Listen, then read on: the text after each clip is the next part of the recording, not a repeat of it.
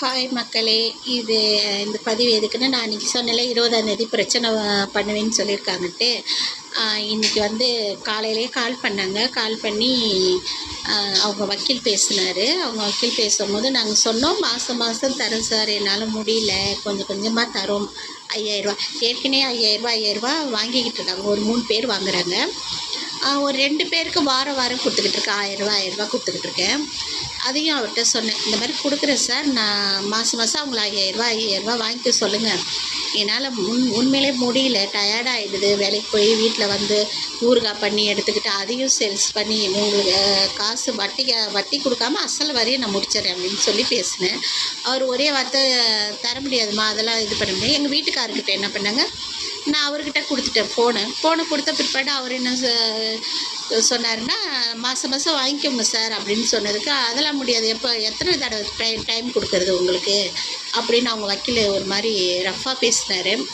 அப்புறம் அதுக்கேற்ற மாதிரி இவரும், சரி சார் அதுக்கு என்ன பண்ண சொல்கிறீங்க அப்படின்னா, நான் வந்து நான் எப்படி லீகலாக பார்க்கணுமோ அப்படி பார்த்துக்கிறேன் அப்படின்னு சொல்லி அவங்க வக்கீல் பேசினார். சரி ஓகே, நீங்கள் என்ன லீகலாக பண்ணுறீங்களோ பண்ணுங்கள், ஏன்னா நாங்கள் வந்து வட்டிக்கு தான் வாங்கியிருக்கிறோம். அப்படின்னும் போது நாங்கள் வட்டி என்னால் முடியல, அசல் நான் தரேன் அப்படின்னு சொல்லியாச்சு. அதே மீறி அவங்க வந்து மிரட்டல் விடுறாங்க. அப்புறம் அவங்க அந்த பொண்ணு ஃபோன் பண்ணி அவங்க அதுக்கு மேலே என்னை மிரட்டல் விடுறாங்க, நான் குடும்பத்தோடு செத்துருவேன், நான் வந்து அதை பண்ணிடுவேன் இதை பண்ணிடுவேன்ட்டு. எனக்கு என்ன சொல்கிறதுனே தெரியல. முடியல அப்படின்னு நாங்கள் ஒரு இது சொல்லி ஓடி போகாமல் சாவாமல் இருந்து அந்த இடத்துல நின்று நாங்கள் தரோம் அப்படின்னு சொல்லி ஒரு சிலருக்கு நாங்கள் கொடுக்குறோம், அவங்களும் வாங்கிக்கிட்டு இருக்காங்க. ஆனால் இந்த ஒரு பொண்ணு மட்டும் கவர்மெண்ட் வேலை, இத்தனைக்கு கவர்மெண்ட் வேலை பார்க்குது, பால்வாடியில் வட்டிக்கு விடுது, சீட்டு பிடிக்குது, பண்டு பிடிக்குது. அந்த காசுங்களை அது என்ன பண்ணிச்சுன்னு தெரியல. எனக்கு தெரிஞ்ச வரை அது கார் வாங்கியிருக்கு, வீடு 2 இடங்கள்லாம் வாங்கியிருக்குன்னு சொல்லி கேள்விப்பட்டிருக்கேன். அவங்க ஃப்ரெண்டுகளே தான் எனக்கு சொன்னாங்க. ஊரெல்லாம் நிறைய சுற்றி இருக்குது. போய் ஏகப்பட்ட அந்த சீட்டு காசு பண்டு காசுலாம் என்ன பண்ணிச்சுன்னு தெரில. இப்போ எல்லாத்தையும் என் மேலே தூக்கி போட்டிருக்குது.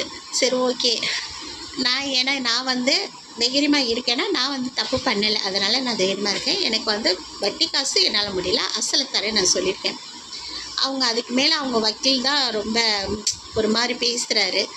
நான் வந்து வக்கீல் வைக்க முடியல, எனக்கு வந்து பணம் இல்லை வக்கீல் வைக்கிறதுக்கு. நான் இது போட்டிருக்கேன்னா இதெல்லாம் தங்கம் கிடையாது, பித்தளை, எல்லாமே பித்தளை, ப்யூர் பித்தளை எல்லாமே. எப்படி இதை என்ன பண்ணுறது எனக்கு தெரியல. உங்களுக்கு தெரிஞ்சால் கமெண்ட்டில் சொல்லுங்கள். உங்களுக்கு தெரிஞ்ச வக்கீல் இருந்தால் எனக்கு சொல்லுங்கள். உண்மையிலே நேர்மையாக நான் பணம் கொடுக்க ரெடியாக இருக்கேன். அவங்க வாங்குகிற மாதிரி இல்லை, அவங்களுக்கு மொத்தமாக வேணுன்றாங்க. என்னால் முடியல, நீங்கள் தான் சொல்லணும்.